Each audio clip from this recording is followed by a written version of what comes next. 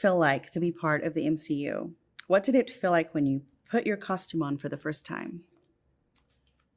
Being part of the MCU, honestly, is still kind of a bit surreal. I think just because I was a fan of the Guardians films specifically, first and foremost, and from the outside looking in, it was this kind of big, scary spectacle, and then it was a really lovely surprise to come in and be welcomed with such open arms, and then discover that the big, scary spectacle, and then to discover that that kind of big, scary spectacle is actually a set full of lovely people who have so much fun, while they're working, was a really, really lovely surprise. And putting on the costume for the first time really did kind of bring, the feeling that I was part of the MCU home. While it's still seeping in right now, I guess that was the real start of the journey, and certainly a massive part of, feeling like the character. And I mean, our costume team are so insanely talented, and there are so many people that make up the costume department, and they did such a incredible job. So I'm really grateful to have collaborated with them. Your character, Adam Warlock, originated in Marvel comic books. Did you research him in the comics? And what kind of discussions did you have with James Gunn about your character? I was really fortunate when it came to playing Adam Warlock that obviously the character is sort of pre-established, and given that he appears in the comics, there is kind of immediate sort of research material available to you. Of course, he's teased in the second movie, but the fact that he first appears, I think, in I don't know what edition it is, but my agent was kind enough to get me a first edition of an Adam Warlock comic, so I have that in my house somewhere. But being able to read that among other comics that he appears in, and reading about also some of the kind of fan fiction around Adam Warlock was really, really helpful. The internet was a really great provider in that sense as well. So between the comic and what the fans had produced online, a lot of my research was done for me, and then it became about kind of collaborating with James and having our two visions align over who Adam would be. And we settled on this idea of this being his kind of introduction, obviously, and the portrayal of the character in his infancy, as a kind of young person entering the world, trying to sort of carve out, the sort of person that he wanted to be, and what side of the line he wanted to stand on as far as good and evil is concerned. As you touched on, Adam Warlock is more like a child than an adult. As an actor, how did you approach bringing a childlike quality to him, and what was the most challenging aspect of that?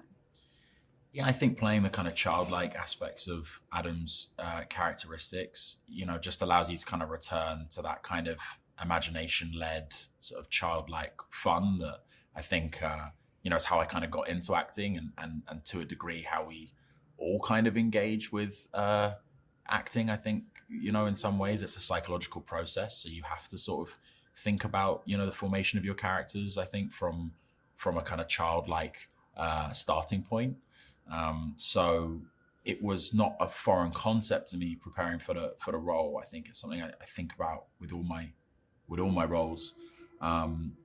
But playing the childlike qualities of Adam was fun. I think that's where a lot of the humor lied. And then I think it was about trying to manage, in a relatively short period of time, a kind of maturity arc, even in the context of this first movie, where, through his contact with various people and through various experiences in the film, he matures over time.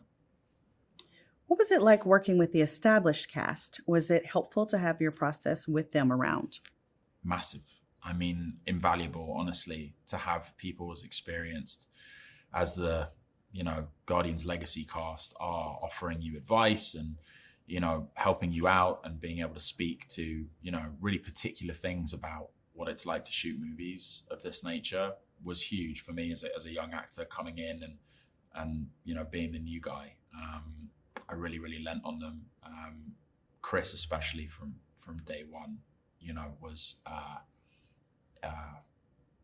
so supportive and was in every sense a leader and a role model on set.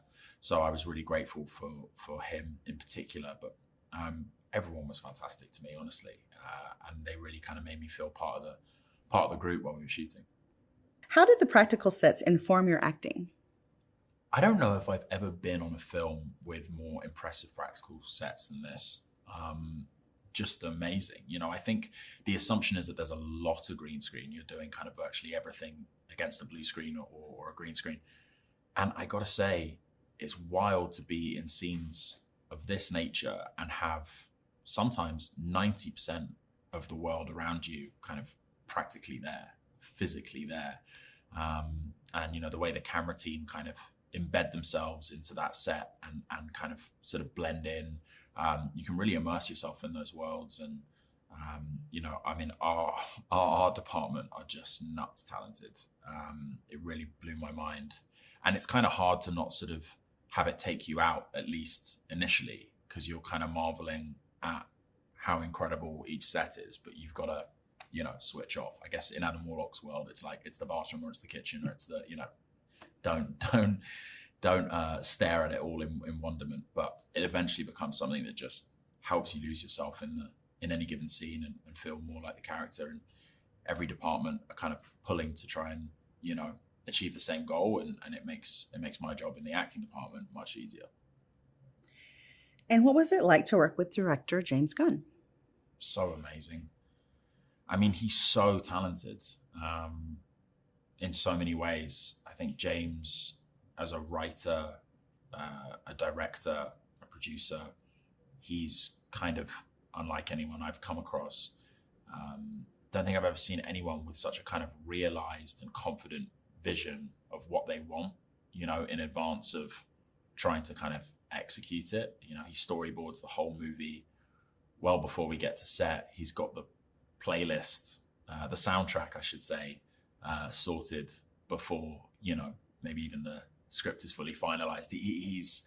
His process makes for, I think, not just a really, really sort of successful outcome, but a really fun experience too. And he surrounds himself with really wonderful people. It's a prime example of the fact that you can make a movie on a certain scale, under a certain amount of pressure, at a certain level, without compromising on the experience for the people who you're working with and the well-being of those people. I think he really cares about people having a good time and people being taken care of in the process. And that shouldn't be overlooked. I think that's a really valuable quality that he brings to his movies. What can audiences look forward to when they see this film? I think audiences can probably look forward to one of the most kind of balanced films in the Marvel universe that I've seen, as far as its blend of kind of, sentimentality and I suppose just pathos and emotion with comedy. It really is a laugh and cry movie with so many twists and turns and subversions of expectations. And there are just some amazing performances in this on the drama and the comedy side. That's what I was really struck by, when I watched it recently for the first time. It's just chock full of incredible performances. Lastly, if you could describe Guardians of the Galaxy Volume 3 in one word, what would it be and why?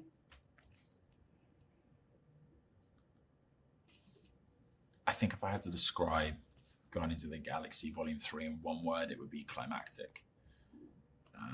It really does feel like the perfect kind of crescendo to what has been, a 10-year journey, over a 10-year journey for, James and the original cast. And it's a wonderful send-off to some characters and a brilliant tribute to, I think, the unique qualities of this really zany, weird, and heartfelt, trilogy of films. It's kind of the